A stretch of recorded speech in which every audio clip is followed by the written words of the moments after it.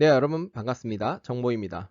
네, 지난 시간에는 우리가 효율적인 디지털 표현으로 해가지고 뭐 손가락으로 이제 이진수를 만든다든지 이제 문자, 그림, 소리 이러한 정보들을 어떻게 하면은 데이터를 표현을 할 수 있는지 그러한 부분에서 우리가 열심히 배워봤습니다. 이번 시간에는 영과1로 이루어진 정보들을 떻게 하면 우리한테 유의미한 정보로 바꿀 수 있는지 그러한 정보들을 어떻게 하면 우리의 목적에 맞게 자료를 수집하고 분류하고 평가를 할 수 있는지에 대해서 한번 알아보는 시간을 갖도록 하겠습니다. 네, 이번 시간은 배울 학습 목표입니다. 자, 첫 번째로 인터넷 응용 소프트웨어 등을 컴퓨터 도구를 활용해서 이러한 자료를 수집하고 분석하는데 표현을 할 수 있다 라고 되어 있는데 제가 지금은 이제 밤 10시, 11시 가까이 되는 시간에 이제 강의를 촬영하고 있고요. 지금 시간에 최신 뉴스, 코로나 관련 뉴스로는 54명의 확진자와 7,000명에 대한 대인 접촉자가 발표가 이제 됐다고 해요. 그런 이제 접촉자 같은 경우에는 이제 병원에 가서 이제 검사를 받으라고 하는데 여러분들 이러한 데이터가 과연 어떻게 뽑혔는지 궁금하지 않으세요? 이러한 데이터가 어떻게 하면은 이렇게 뽑힐 수 있는지 어떻게 54명이라는 그런 확진자가 이제 접촉자가 어떻게 하면 7,000명이 되는지 그러한 부분들을 우리가 한번 예시를 통해서 알아보는 시간을 갖도록 하겠습니다. 자, 먼저 자료, 정보 이러한 부분들을 우리가 구별을 할 줄 알아야 돼요. 이번 시간부터는 자료란 무엇이고 정보란 무엇이냐 교과서적인 표현을 먼저 보도록 할게요. 먼저 자료는 단순한 측정이나 관찰을 통해 얻는 값이나 사실이라고 되어 있고요. 정보는 자료를 분석한 후 가공 추출해서 의사 결정에 도움이 되는 유용한 자료의 집합이라고 보면 되겠습니다. 한마디로 자료는 내가 수집한 어떠한 숫자들, 어떠한 반응들 이러한 것들을 값이나 사실 이러한 것들을 이제 자료라고 하고 여러분들이 이제 그런 자료들을 통해서 쓸모 있는 내 목적에 맞는 쓸모 있는 정보들과 쓸모없는 정보들 쓸모 있는 자료들과 쓸모 없는 자료들로 이제 나뉠 거예요.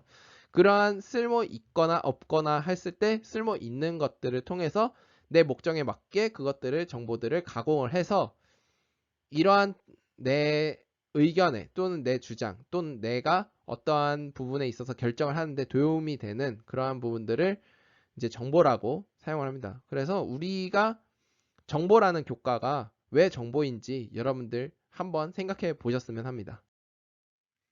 네, 그러면은 자료와 정보에 대해서 제가 말씀을 드렸는데 조금 이해가 안 되실까봐 해서 제가 또 예를 한번 들어드리려고 하겠습니다. 저에 대한 예인데요.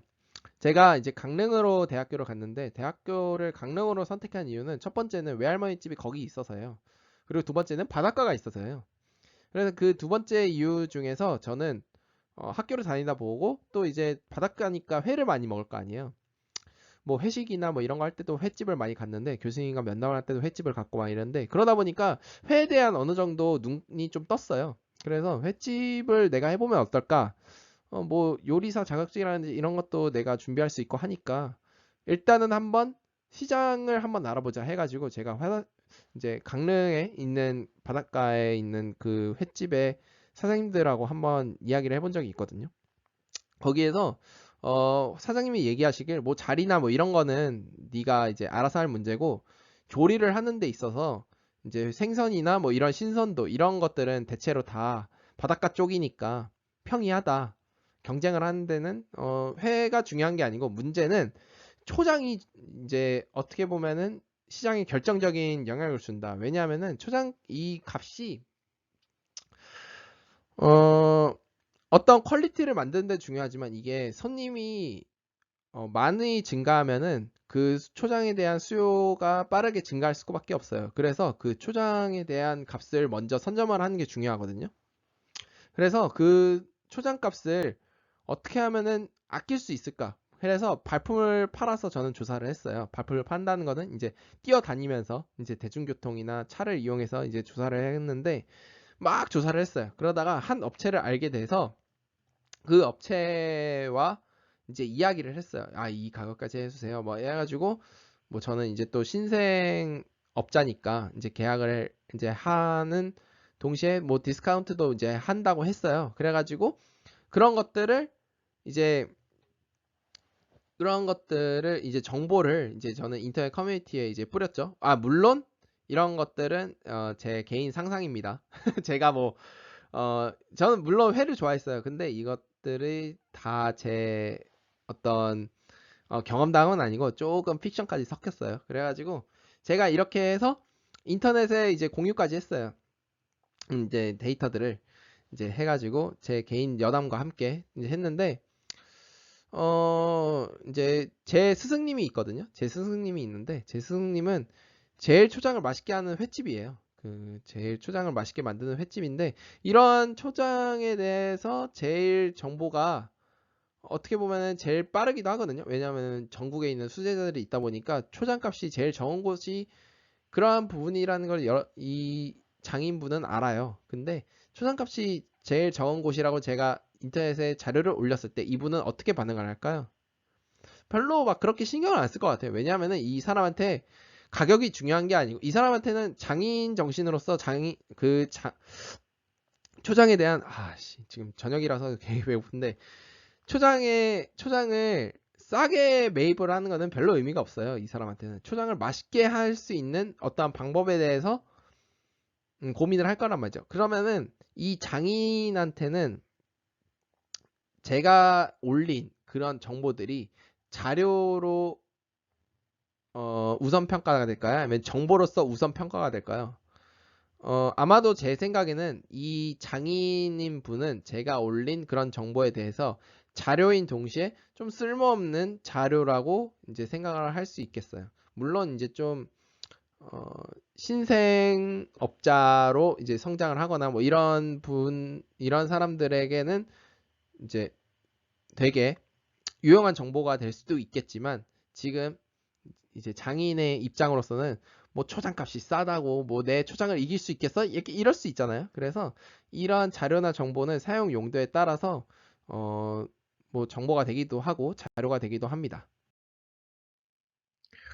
조금 자료와 정보에 대해서 뭔가 좀 더 헷갈린다라고 하는 학생들을 위해서 좀 더 간단한 예시를 들어드릴게요. 뭐냐면은 여기 보시면은 수면 다큐 우주의 끝을 찾아서 정말 꿀이죠 꿀.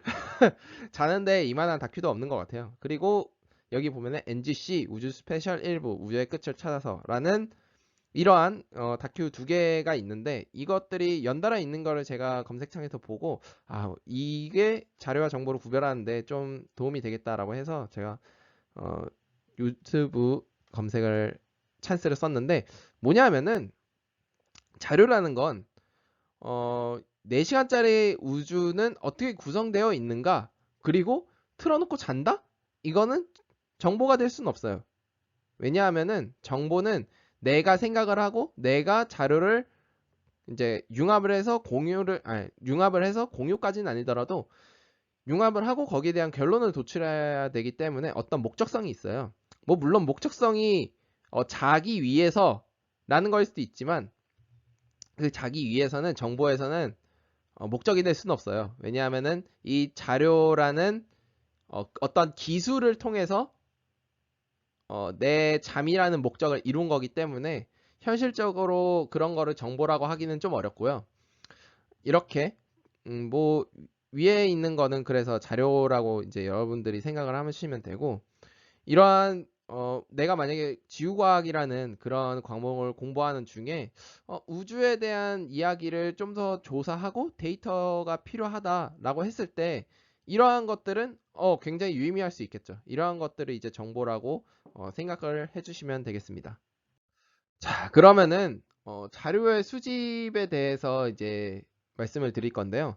자료의 수집은 주제에 따라서 이제 설문조사나 이제 면접이나 측정이나 실험이나 인터넷 검색 이러한 것들을 방법으로 이제 수집을 해요. 특히 설문조사 같은 경우는 여러분들에게 이제 어떤 과제를 들 때 제가 이제 하는 방법이죠. 그런 예시들도 이따가 한번 보여드릴 텐데, 일단은 자료를 수집을 할 때는 여러분들도 이제 스마트폰이나 아니면은 최저가 검색을 한다거나 뭐 이럴 때도 자료 수집에 대해서는 어느 정도 공감을 하실 거예요. 이런 특히 인터넷 검색에 대해서 이제 여러분들이 많이 이런 방법들을 사용을 하실 텐데, 주로 여러분들은 인터넷 검색을 하시겠죠.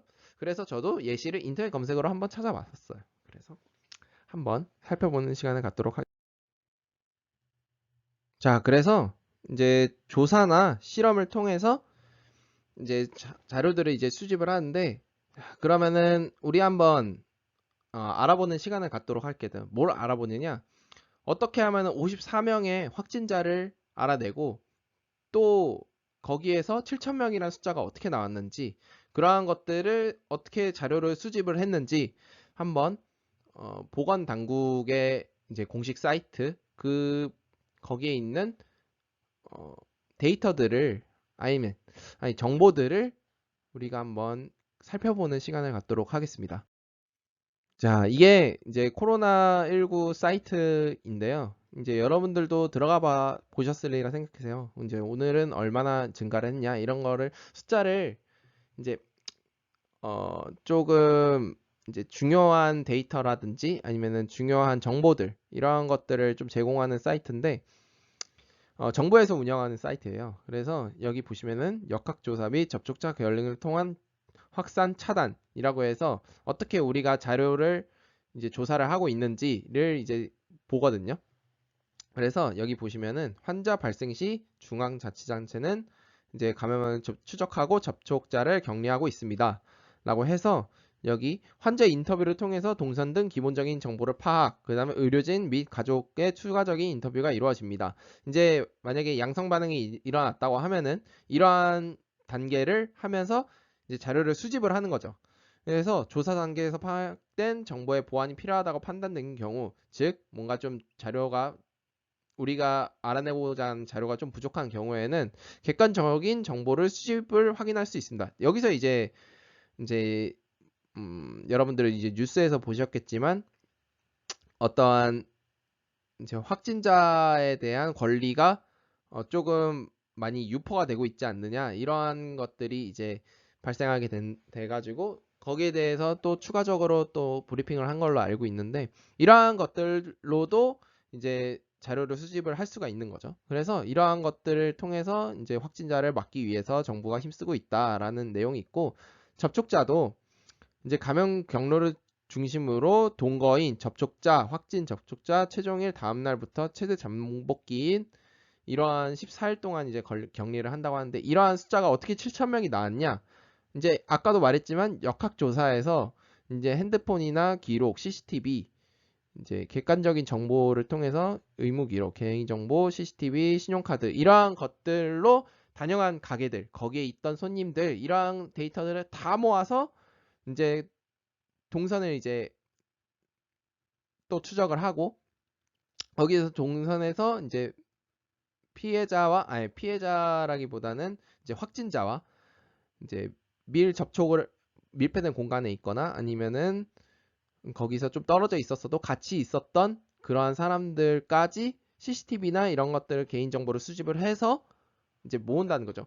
그런데 한 사람을 추적하기는 쉬운데 여러 사람을 추적해서 어떻게 7,000명이 나왔냐, 이건데, 왜냐하면은 그냥 다녀간 사람, 그냥 무관한 사람도 있을 수 있고, 또 그러한 사람들 중에서도 우리가 놓친 사람들도 있을 거 아니에요. 그런 7,000명의 정보가 정확하냐, 이런 것들도 우리가 한번 알아보도록 하겠습니다. 자, 그래서 우리가 지금 이제 수집이 됐고 분류가 있죠. 이제 분류로 해서 우리가 분류 단계를 한번 볼 텐데, 이제 수집된 자료를 성격이나 유사성에 따라 나누거나 공통이나 뭐 특성을 따라서 분류를 한다. 여기 보시면은 이제 과일 바구니가 있는데, 과일 바구니에 뭐 바나나도 있고 이제 자두도 있고 사과도 있고 오렌지도 있고 이제 좀 덜 익은 사과도 있고 뭐 호박도 있고 뭐 이제 자두도 있고 막 그러네요. 그래서 이런 것들을 그냥 사용자들한테 이제 이 자료가 있으니까 이걸 한번 봐봐라, 이러한 자료들을 우리가 제공을 하겠다라고 했을 때, 보는 사람이 과연 얼마나 있을까요? 이러한 것들을 과연 사람들이 관심 있게 볼 것인가? 그거는 선생님도 어떤 자료를 찾는 데 있어서 정말 나에게 필요한 자료를 찾았는데 자료가 막 엉망이에요. 자료가 막 중구난방으로 이제 돼 있고, 또는 정보라고 해서 찾았지만 그 정보가 부정확한 경우, 뭐 예를 들면 썩은 사과라든지 이런 것이 있으면은 다시 제가 재가공을 하거나 그래야겠죠. 그러한 부분들에 있어서 이러한 공통 속성이나 아니면 내가 쓸모 있는 자료, 쓸모 없는 자료, 이러한 것들을 또 분류를 해가지고 이러한 자료들은 버리거나 아니면 이러한 자료는 채용을 하거나 어느 부분에서 이제 채용을 하겠다라는 것을 또 이제 알아낼 수가 있겠습니다. 그래서 이제 여러분들이 이제 3년 뒤죠. 여러분들이 성인이 되고 자취를 하거나 아니면은 이제 조별 과제를 하실 텐데, 지금도 조별 과제는 하시는지는 잘 모르겠어요. 근데 아마 조별 과제도 아마 하실 텐데, 이러한 자료가 분류가 잘 안 되면은 필요한 자료를 찾는데 또 시간이 걸리게 되거든요. 그러다 보면은 내가 하고 싶은 일에 있어서 그 시간을 뺏길 가능성이 굉장히 커요. 이 자료조사라는 거는 일정한 시간 내에 해야 되는 경우가 되게 많기 때문에, 특히 사회에 나가면은 그러한 부분이 많기 때문에 이러한 시간을 뺏긴다는 거는 엄청 큰 리스크거든요. 내 개인 시간을 빼앗고 또 어떤 부분에 있어서 다른 자료 조사에 되는 부분까지 시간을 뺏길 수도 있어요. 그래서 시간이 많이 걸리는 거를 방지하기 위해서, 또는 시간을 적게 걸리기 위해서는 필요한 자료를 내가 찾으면은 최대한 분류를 해서 뭐 폴더를 만들다든지 뭐 아니면은 이제 휴지통에 넣는다든지 이러한 자료를 조사하는 데 있어서 분류가 좀 많이 걸리는 시간이라면은 내가 자료를 찾았다면 바로바로 분류를 하는 게 여러분들 시간을 아끼는데 큰 도움이 될 걸로 알겠습니다. 아, 혀가 좀 꼬이네요. 이렇게 분류를 자료를 수집하는 동시에 분류를 하는 게 여러분들의 신상에 좋을 것이고, 또 수집의 카테고리 안에 분류가 있는 것도 또한 그 이유 때문이에요. 그래서 이제 확신자가 54명에서 그 54명의 이제 인터뷰라든지 아니면 객관적인 정보들, CCTV라든지 이러한 것들을 통해서 이제 자료가 분류가 되죠. 아, 이 사람은 관계가 없는 사람이다. 이 사람은 여기에 밀폐된 공간에 있으니까 그래도 있지 않을까? 그리고 그 당시에 이런 장소에 들어갔던 사람들이라면은 무조건 와야 된다. 100% 와야 된다. 뭐 50% 와도 되고 안 와도 되지만 오는 게 좋겠다. 오는 걸 권고한다. 라고 하는 그러한 부분에 있어서 또 자료를 분류를 하겠죠. 또 그러한 자료를 분류하고 있을 텐데, 이러한 것들을 통해서 우리가 분석을 할 수가 있어요. 이러한 조금 데이터가 이제 모아지게 되면은 저희가 어느 정도 분석을 할 수 있는 그러한 위치까지 올라가게 되거든요. 위치라고 하면은 여러분들이 조금 이제 반감이 있을 수 있겠지만, 이거는 이제 인구의 뭐 어떤 카스트 제도인 뭐 이러한 부분에 있어서 카스트 제도처럼 뭔가 내 밑에 계급이 있고 이런 게 아니고, 이제 어떤 자료를 찾고 자료를 분류하고 그 다음에 자료를 분석하는데 이러한 경로가 쉽다는 거를 여러분들께 알려드리는 거예요. 그래서 무조건 위계적인 관계라고 해서 여러분들이 거부하는 거는 조금 위험한 생각을 가질 수도 있을 것 같습니다. 그래서 이러한 분류를 하는 데 있어서 특징이나 자료가 보여주고자 하는 정보를 올바르게 낼 수 있는 방법을 선택을 해야 되는데, 표현을 할 수 있는 방법은 되게 많아요. 이제 막대 그래프라든지 원 그래프라든지 도수 분표라든지 히스토그램처럼 이제 막 이렇게 조금 이제 막대 그래프 같은 경우는 이제 좀 다수의 집단을 비교하는 거 있다면, 히스토그램은 약간은 어떠한 자료의 그런 뿌려져 있음, 어떤 한 항목에 대한 세세한 부분들을 어, 이제 추적을 할 때, 그럴 때 히스토그램을 이제 쓰기가 좋아합니다. 근데 제가 저도 이제 대학교를 나와서 이제 조별 과제를 해보고 했을 때 어, 어떤 이제 파워포인트에서 시각화하는 부분도 중요를 하지만 여담으로 사실 이러한 것 중에 이제 어떤 일반 대중들이나 아니면은 조금 아는 체를 하고 싶다 하는 사람들은 발표를 하는 데 있어서 그런 게 좀 중요하다고 생각하시는 분들은 도수분표표를 추천을 하는 편입니다. 왜냐하면은